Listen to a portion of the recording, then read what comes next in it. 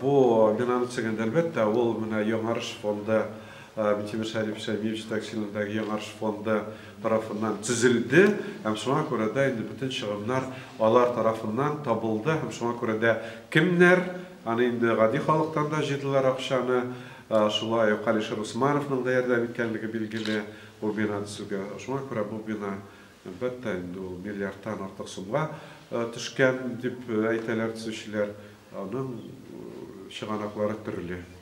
Здание 14 тысяч квадратных метров, он рассчитано одновременно где-то 300 человек могут проживать. Но, скорее всего, столько студентов не будет. Но мы планировали, что параллельно здесь будут идти различные мероприятия. Курсы повышения квалификации, различные семинары, конференции. Поэтому, возможно, здесь собирается до 300 человек, возможно. Проблема реактора до сих пор обсуждается.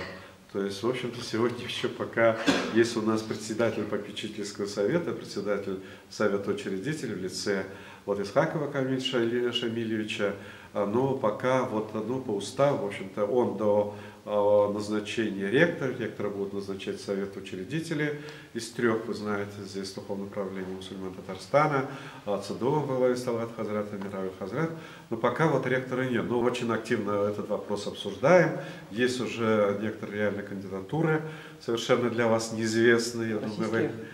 Ну, естественно, мы по уставу, в общем-то, в уставе четко было написано, что он не просто российский гражданин, который проживал в России не 1 год. То есть в уставе это четко написано.